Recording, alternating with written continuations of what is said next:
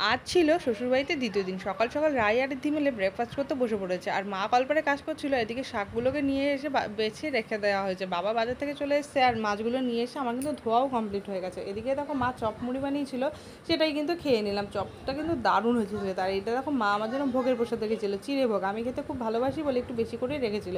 তো খেতে খেতে সবার সাথে একটু গল্প করে নিচ্ছিলাম, আর মাকে আমি বলেও রেখেছিলাম একটু বেশি করে বানাবে। তো যাই হোক, এই দেখো রাই এখানে দেখা যাচ্ছে খুন্তি আর কড়াই নিয়ে খেলা করছে। তারপরে দেখো এইগুলো কে কে ছোটোবেলায় করেছো কমেন্ট করে জানিও। আমি কিন্তু খুব করতাম, খুব ভালোও লাগতো কিন্তু, বড় বড় নখ। হ্যাঁ, তো যাই হোক, তারপর স্নান টান করে দুপুরবেলা খাওয়া দাওয়া করতে বসে পড়েছি। খাওয়া দাওয়া করে ঘুমিয়ে গিয়েছিলাম, আর বিকেলবেলা উঠে এরা দুজন যাচ্ছে ঠাম্মি আর দিদুনের সাথে মাঠে। আমি আর ঘরে বসে একা একা কী করবো, আমি আর আজকে মাঠে গেলাম না, তাই চলে এলাম ছাদে তোমাদের সাথে একটু আড্ডা দিতে।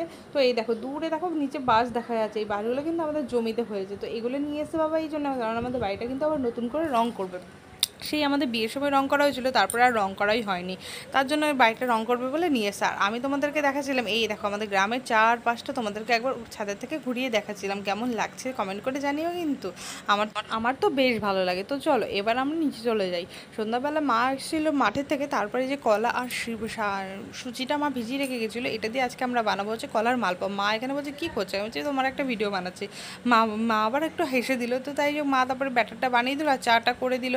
মা চাটা করার পরে আমি চাটা খেয়ে তারপরে এই যে চলে এসেছি এখানে মালপোয়াটা বানানোর জন্য। তো চলো মালপোয়াটা ঝটপট বানাই। দারুণ কিন্তু টেস্ট হয়েছিল খেতে মালপোয়াটা। তো আজকের ভিডিওটা এই অবধি থাকলো। কেমন হলো আজকের মিনি ব্লগটা কমেন্ট করে জানাতে কিন্তু ভুলো না। যদি তোমরা ভালোবাসা দাও তাহলে কিন্তু আরও